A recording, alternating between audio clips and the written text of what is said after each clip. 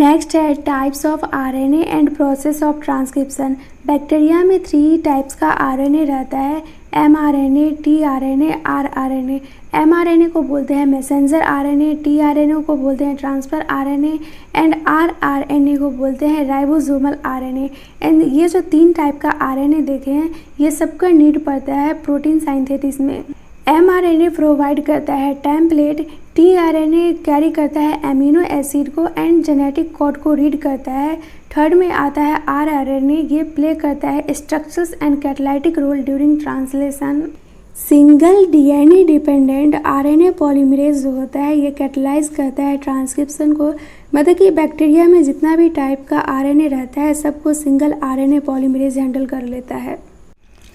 Next है RNA polymerase bind करता है प्रमोटर से एंड इनिशिएट होता है ट्रांसक्रिप्शन। फिर दिया गया है न्यूक्लियोसाइड ट्राइफॉस्फेट, ये एक्ट करता है सबस्ट्रेट के जैसा।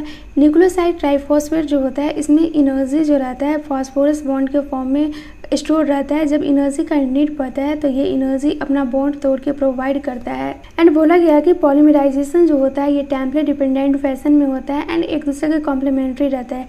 टेम्पलेट डिपेंडेंट का सिंपल मीनिंग ये है कि ये डीएनए है तो इससे बनेगा आरएनए, ये 3 to 5 है तो आरएनए बनेगा 5 to 3। यहाँ पे साइटोसिन है तो यहाँ पे गुआनिन बनेगा, यहाँ पे गुआनिन है तो यहाँ पे साइटोसिन बनेगा। एंड आरएनए पॉलीमरेज जो रहता है ये हेलिक्स को ओपन करने में भी हेल्प करता है जिसकी वजह से कि इलोंगेशन कंटिन्यू रहता है। एंड स्मॉल पार्ट ही जो आरएनए का रहता है वो अटैच रहता है इंजाइम से। एंड जब पॉलीमराइजेशन टर्मिनेटर रीजन पे पहुंच जाता है तो आरएनए जो न्यूली आरएनए बना है वो वहाँ से हट जाता है। मतलब कि आरएनए पॉलीमरेज अलग हो जाता है एंड जो न्यू आरएनए बना है वो भी अलग हो जाता है। एंड ये सब होता है टर्मिनेशन रीजन में। फिर हमसे यहाँ पे क्वेश्चन पूछा गया है कि आरएनए पॉलीमरेज कैसे कैटलाइज कर देता है तीनों स्टेप्स को, मतलब कि इनिशिएशन, इलोंगेशन एंड टर्मिनेशन को। तो आरएनए पॉलीमरेज जो होता है ये ओनली कैटलाइज करता है इलोंगेशन प्रोसेस को जिसमें कि वो किसी का हेल्प नहीं लेता है। बाकी बात जैसे हो गया इनिशिएशन, टर्मिनेशन, तो इनिशिएशन में सिग्मा फैक्टर का हेल्प लेता है एंड टर्मिनेशन में रो फैक्टर का हेल्प लेता है।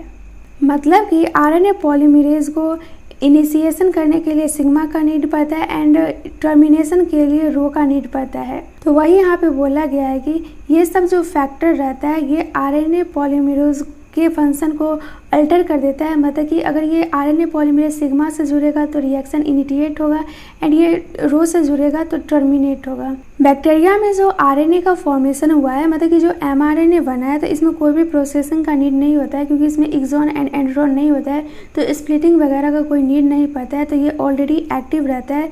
तो यहाँ पे जो साइटोप्लाज्म में रहता है वहीं पे ट्रांसक्रिप्शन एंड साथ में ही ट्रांसलेशन हो जाता है एक ही कंपार्टमेंट में, क्योंकि यहाँ पे न्यूक्लियस नहीं प्रेजेंट रहता है। तो डीएनए जो रहता है वो साइटोप्लाज्म में ही रहता है। एंड यूकारियोट्स का बात करें तो डीएनए जो रहता है ये न्यूक्लियस में होता है, तो ट्रांसलेशन करने के लिए इसको साइटोप्लाज्म में आना पड़ता है। तो वही यहाँ पे दिया गया है कि प्रोकारियोट्स में कोई भी सेपरेशन नहीं होता है। साइटोसोल, मतलब कि साइटोसोल को यहाँ पे साइटोप्लाज्म बोला गया है, साइटोप्लाज्म एंड न्यूक्लियस के बीच में। एंड फिर बोला गया है कि जैसे जैसे आरएनए बनते जाता है वैसे वैसे प्रोटीन का भी बनना स्टार्ट हो जाता है। मतलब कि आरएनए बनता है एंड इधर ट्रांसलेशन स्टार्ट हो जाता है। तो जैसे ही एमआरएनए बन के कम्प्लीट होगा वैसे ही पूरा प्रोटीन भी बन के तैयार हो जाएगा। तो वही यहाँ पे बोला गया कि ट्रांसक्रिप्शन एंड ट्रांसलेशन जो होता है ये कपल होता है बैक्टीरिया में। यहाँ पे फिगर के साथ बैक्टीरिया में ट्रांसक्रिप्शन प्रोसेस को समझाया गया है। फर्स्ट दिया गया है इनिशिएशन, तो यहाँ पे देख सकते हैं ये प्रमोटर है, आरएनए पॉलीमरेज के साथ सिग्मा अटैच है।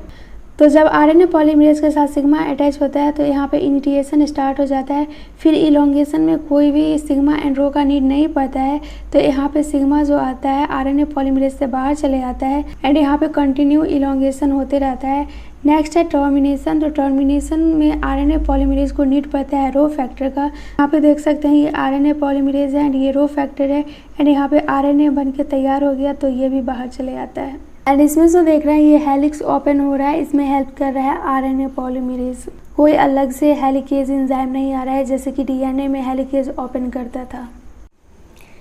नेक्स्ट है यूकारियोट्स। तो यूकारियोट्स में 2 एडिशनल कॉम्प्लेक्सिटीज़ रहता है। फर्स्ट कॉम्प्लेक्सिटी ये है कि यूकारियोट्स में 3 आरएनए पॉलीमरेज न्यूक्लियस में तो रहता ही है, साथ में ऑर्गेनेल्स में भी रहता है। जैसे कि माइटोकॉन्ड्रिया हो गया तो इसके पास अपना डीएनए रहता है, तो यहाँ पे भी आरएनए पॉलीमरेज बनता है 3 टाइप का। एंड सभी आरएनए पॉलीमरेज को अपना अपना काम दिया गया है। तो आरएनए पॉलीमरेज 1 जो है ये आरआरएनए को बनाएगा, आरएनए पॉलीमरेज 2 जो है ये एमआरएनए को बनाएगा, एंड आरएनए पॉलीमरेज 3 जो है ये टीआरएनए को बनाएगा।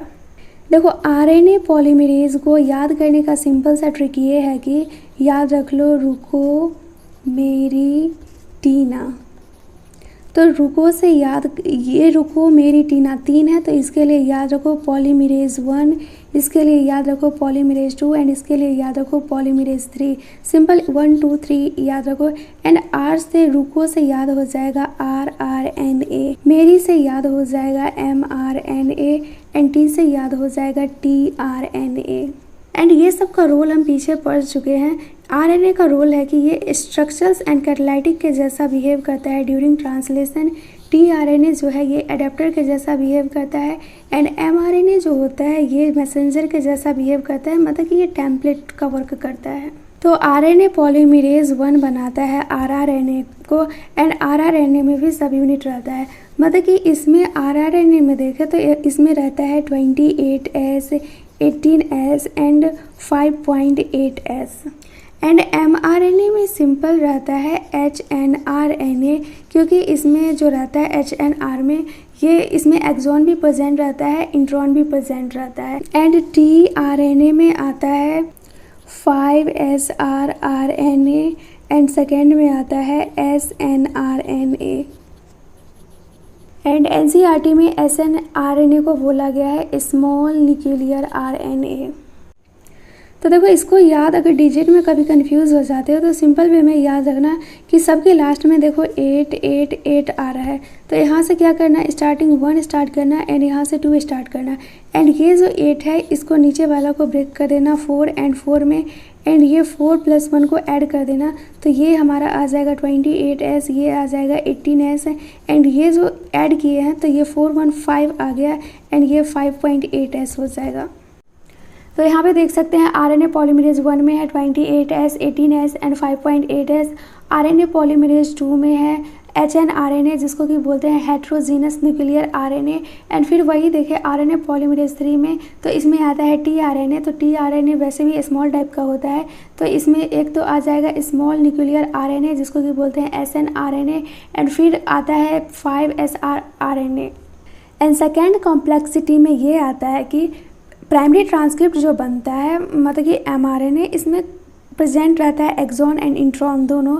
एंड एक्सॉन एंड इंट्रॉन होने की वजह से एमआरएनए जो होता है ये नॉन फंक्शनल हो जाता है, मतलब कि ये अभी प्रिपेयर नहीं है ट्रांसलेशन के लिए। तो इसमें स्प्लाइसिंग प्रोसेस किया जाता है, इंट्रॉन को रिमूव किया जाता है एंड एक्सॉन को ज्वाइन किया जाता है। एचआरएनए में एडिशनल प्रोसेसिंग होता है, जैसे कि कैपिंग एंड टेलिंग होता है। तो कैपिंग में क्या किया जाता है कि अनयूजुअल न्यूक्लियोटाइड को जोड़ा जाता है। याद रखना अनयूजुअल एलन टेस्ट सीरीज में स्टेटमेंट वाइज में आता है, एक जगह पूरा स्टेटमेंट वैसा ही लिखा रहता है, बस एक जगह अनयूजुअल लिखा था एंड एक जगह यूजुअल लिखा हुआ था। तो कैपिंग में अनयूजुअल न्यूक्लियोटाइड को ऐड किया जाता है 5' HNRNA पे, एंड अनयूजुअल न्यूक्लियोटाइड जो होता है ये होता है मिथाइल गुआनोसाइन ट्राइफॉस्फेट। फिर 3' पे टेलिंग किया जाता है एंड इसमें एडेनोलाइट रेसिड्यू को ऐड किया जाता है, मतलब ये 200 से 300 तक रहता है, उसको 3 एंड पे ऐड किया जाता है, वो भी टेम्पलेट इंडिपेंडेंट मैनर में। जब फुल्ली प्रोसेस HNRNA का हो जाता है तब इसको बोलते हैं, मतलब कि जब कैपिंग टेलिंग वगैरह सारा चीज़ हो जाता है तो अब इसको बोलते हैं मैच्योर RNA। एंड फिर इसको ट्रांसपोर्ट, मतलब कि ये तो न्यूक्लियस में बना था एंड ट्रांसलेशन करने के लिए ये साइटोप्लाज्म में आ जाता है, मतलब कि न्यूक्लियस से बाहर आ जाता है। स्प्लिट जीन अरेंजमेंट जो है ये रिप्रेजेंट करता है एनिशिएंट फीचर ऑफ जीनोम को, क्योंकि हो सकता है कि यहाँ पे जो दिया गया है रेमिस्केंट ऑफ एंटीक्विटी, इसका सिंपल मीनिंग है कि हमारे एंसेस्टर लोग जो पहले होंगे उसमें हो सकता है कि इंट्रॉन का कोई एक्टिव रोल हो, बट अभी इंट्रॉन का कोई भी रोल नहीं है, तो इसको रिमूव कर दिया जाता है। तो इसी को बोलते हैं डोमिनेंस RNA वर्ल्ड। यहाँ पे ट्रांसक्रिप्शन का प्रोसेस दिया गया है यूकारियोट्स में। ये देख सकते हैं ये डबल स्ट्रैंडेड डीएनए है एंड यहाँ पे एमआरएनए का फॉर्मेशन हो रहा है, बट ये एमआरएनए जो बनता है ये इनएक्टिव रहता है क्योंकि यहाँ पे एक्सॉन एंड इंट्रॉन प्रेजेंट रहता है एंड जहाँ पे एक्सॉन इंट्रॉन प्रेजेंट रहता है उसको बोलते हैं एचएनआरएनए, मतलब कि हेट्रोजीनस न्यूक्लियर आरएनए है ये। एंड इसको एक्टिव बनाने के लिए दो प्रोसेस किया जाता है। सबसे पहले तो इंट्रॉन को रिमूव किया जाता है क्योंकि intron is equal to inactive, तो इंट्रॉन जो रहता है एमआरएनए को इनएक्टिव बना देता है। तो ऐसे लूप के फॉर्म में इंट्रॉन को बनाया जाता है एंड इसको कट कर दिया जाता है, तो वही यहाँ पे बोला गया आरएनए स्प्लाइसिंग। कट करने को स्प्लाइसिंग बोलते हैं। ये प्रोसेस हो जाता है तो उसके बाद कैपिंग किया जाता है। तो देखो लेफ्ट वाला एंड है 5 एंड एंड राइट वाला एंड है 3 एंड। तो 5 नेम से ही लग रहा है बड़ा है तो ये कुछ मुंडी टाइप का होगा एंड 3 एंड छोटा लग रहा है तो ये कुछ पुश टाइप का होगा।